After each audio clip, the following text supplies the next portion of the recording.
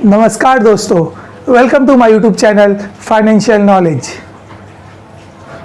दोस्तों, जैसे कि मेरे आखिरी वीडियो में मैंने आप सभी लोगों को बताया था कि होम लोन लेते वक्त हमें किन किन डॉक्यूमेंट्स की रिक्वायरमेंट होती है। दोस्तों, आज के वीडियो में हम जानेंगे होम लोन में लगने वाले हिडन चार्जेस के बारे में। यह सब चार्जेस आपको बैंक या एनबीएफसी में होम लोन लेते वक्त पे करने पड़ते हैं, बट यह चार्जेस कहीं ज़्यादा होते हैं और कहीं कम। दोस्तों, कोई भी बैंक या एनबीएफसी आपको इस चार्जेस के बारे में नहीं बताएगा, बिकॉज उनको पता होता है कि यदि बैंक इन चार्जेस के बारे में डायरेक्टली आपको बताएगा तो आप शायद होम लोन ना लें और उनको काफ़ी नुकसान हो सकता है, बिकॉज उनका एक अच्छा कस्टमर चले जाएगा। बट वही यदि आप होम लोन के लिए अप्लाई कर दें और जैसे जैसे आपका होम लोन प्रोसेस आगे बढ़ता है तो बैंक आपको धीरे धीरे एक एक चार्जेस के बारे में बताएगा, तो हो सकता है उस समय आपको यह सब चार्जेस काफ़ी ज़्यादा लगे। यदि आप यह सब अमाउंट कैलकुलेट करते हैं तो यह एक काफ़ी बड़ी अमाउंट होती है। दोस्तों, यदि आप होम लोन लेना चाहते हैं तो सबसे पहले आप आपके बैंक में जाके होम लोन के बारे में इंक्वायरी कर लें कि उनके रेट ऑफ इंटरेस्ट कितना है और उनके चार्जेस क्या क्या है, बिकॉज आजकल मार्केट में काफ़ी डीएसए और कनेक्टर, जिन्हें हम एजेंट कहते हैं, वो अवेलेबल है। यदि आप उनके थ्रू लोन के लिए अप्लाई करते हैं तो आपको बैंक के तो हिडन चार्जेस पे करने ही पड़ेंगे, बट उनमें उनके भी चार्जेस ऐड हो जाते हैं, जो कि काफ़ी बड़ा अमाउंट होगा। तो मैं आपको यही सजेस्ट करूंगा, यदि आप होम लोन के लिए अप्लाई करना चाहते हो तो आप डायरेक्टली बैंक में जाके लोन की इंक्वायरी करें और आपके होम लोन की फाइल बैंक को दे, ना कि डायरेक्टली एजेंट को, जिससे आपके काफ़ी बेनिफिट होगा। दोस्तों, आइए अब हम जानते हैं होम लोन में लगने वाले हिडन चार्जेस के बारे में, जो आपको कोई भी नहीं बताएगा। दोस्तों, होम लोन में लगने वाला पहला हिडन चार्जेस है प्रोसेसिंग फीस।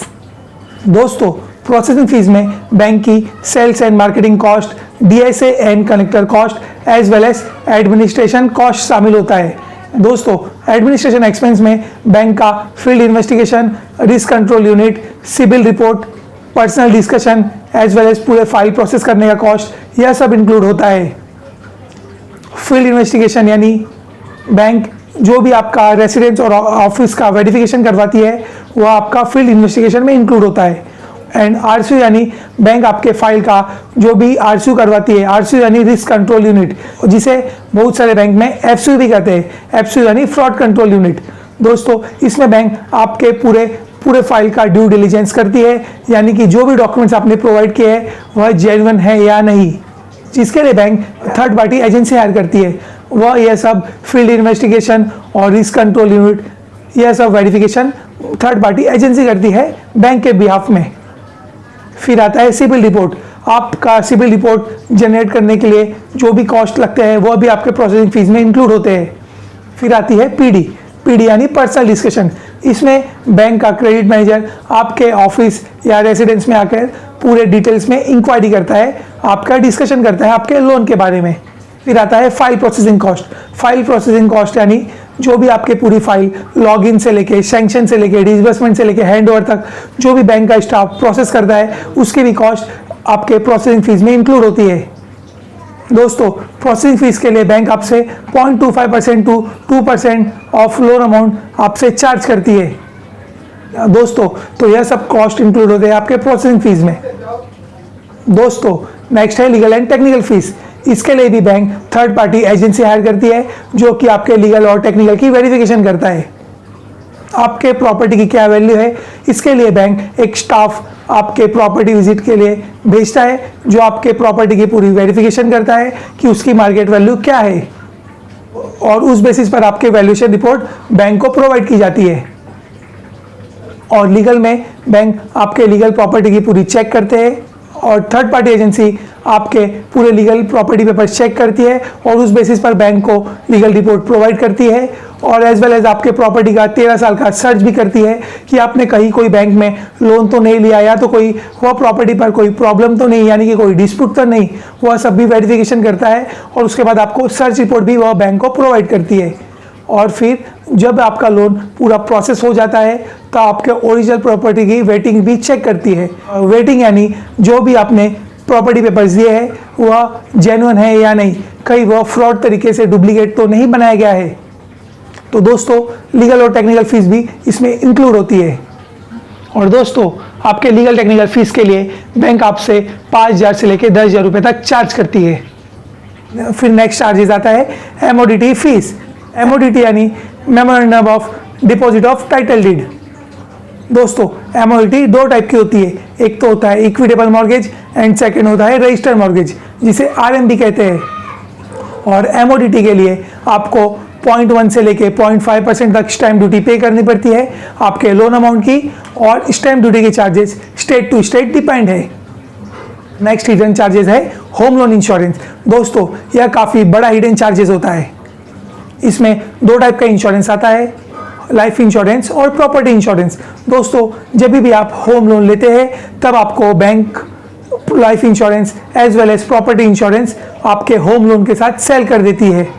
दोस्तों मैं आपको यहाँ एक बात बताना चाहता हूँ कि एज पर आरबीआई गाइडलाइंस या कोई भी मैंडेटरी नहीं है कि आपको आपके होम लोन के साथ इंश्योरेंस लेना ही पड़ेगा, बिकॉज आरबीआई के हिसाब से बैंक आपको आपका लाइफ इंश्योरेंस और प्रॉपर्टी इंश्योरेंस सजेस्ट कर सकती है, बट यह कहीं भी लिखा हुआ नहीं है कि यह मैंडेटरी है।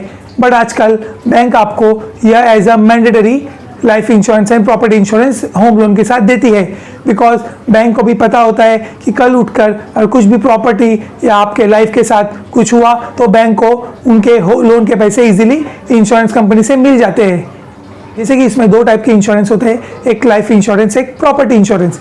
तो आइए एग्जाम्पल के थ्रू जान लेते हैं कि हमें कितने चार्जेस बेयर करने पड़ते हैं होम लोन इंश्योरेंस में।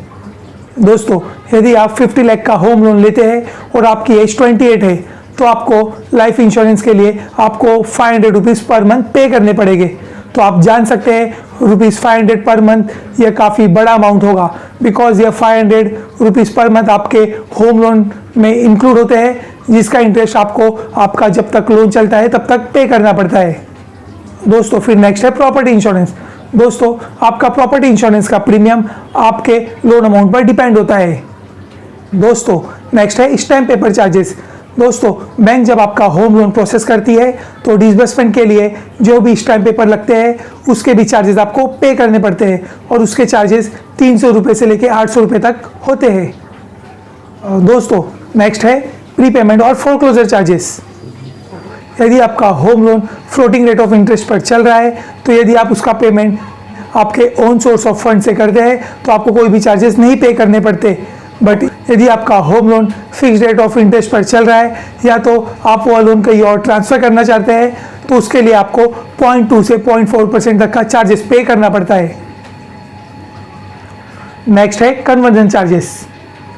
दोस्तों यदि बैंक अपने न्यू कस्टमर्स को लो रेट ऑफ इंटरेस्ट पर होम लोन प्रोवाइड कर रही है, बट यदि आप उनके एग्जिस्टिंग कस्टमर हो, यानी कि आपने या 2 या 4 साल पहले यदि उनसे होम लोन लिया हो, उसका रेट ऑफ इंटरेस्ट यदि हाई हो, तो यदि आप उसे कन्वर्ट करना चाहते हैं कम रेट ऑफ इंटरेस्ट पर तो उसके लिए आपको 0.5 से 1% तक चार्जेस पे करने पड़ते हैं आपके होम लोन का इंटरेस्ट रेट कम करने के लिए।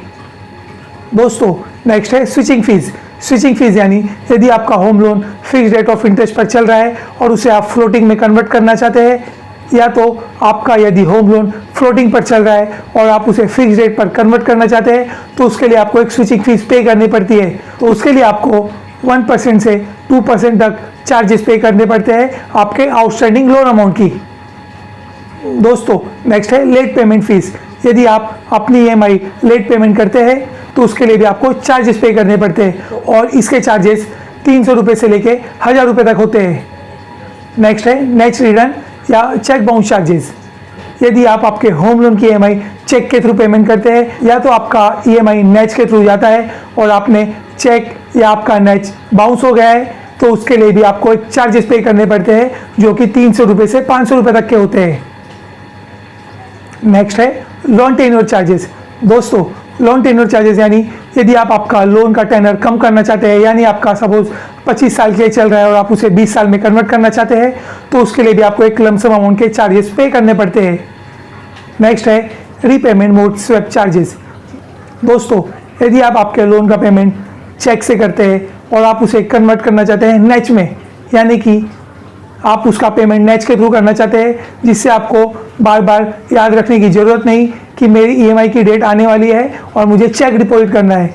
नेच में आपकी EMI एक आपके ड्यू डेट पर ऑटोमेटिक आपके अकाउंट से डेबिट हो जाती है और उसे यदि आप कन्वर्ट करना चाहते हैं, आप आपके अकाउंट में नेक्स्ट रजिस्टर करना चाहते हैं, तो उसके लिए भी आपको एक लमसम अमाउंट पे करना पड़ता है। दोस्तों नेक्स्ट है ट्रैक अकाउंट स्टेटमेंट, जिसे एसओ भी कहा जाता है। एसओ यानी स्टेटमेंट ऑफ अकाउंट। दोस्तों यदि आपको आपके लोन का स्टेटमेंट ऑफ अकाउंट चाहिए तो उसके लिए भी आपको 100 रुपये से लेके 300 रुपये तक पे करने पड़ते हैं। दोस्तों नेक्स्ट चार्जेस है कॉपी ऑफ ओरिजिनल डॉक्यूमेंट्स।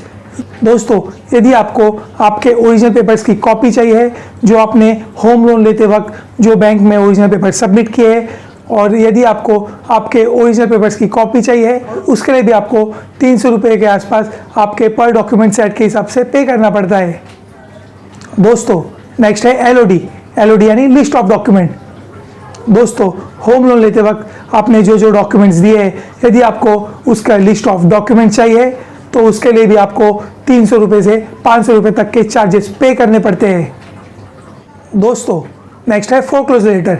यदि आपको आपके लोन का फोरक्लोजर लेटर चाहिए, यानी कि यदि आप आपका लोन क्लोज करना चाहते हैं या तो किसी और बैंक में ट्रांसफ़र करना चाहते हैं, यदि आपको फोरक्लोजर लेटर चाहिए तो उसके लिए भी आपको 300 रुपये से 500 रुपये तक पे करने पड़ते हैं। नेक्स्ट है डॉक्यूमेंट रिट्रीवल चार्जेस। दोस्तों यदि आपने आपका होम लोन क्लोज कर दिया है और आपको आपका ओरिजिनल डॉक्यूमेंट्स आपके ब्रांच में वापस चाहिए, तो उसके लिए भी आपको बैंक को चार्जेस पे करने पड़ते हैं। उसकी अमाउंट 1000 रुपये से लेके 3000 तक होती है। दोस्तों जो चार्जेस मैंने आपको आज के वीडियो में बताया, यह सब चार्जेस आपको पे करने पड़ते हैं होम लोन लेते वक्त। दोस्तों आई होप आपको आज का यह वीडियो पसंद आया होगा। यदि आपको आज का यह वीडियो पसंद आया तो लाइक, शेयर एंड सब्सक्राइब करना ना भूलिए। धन्यवाद।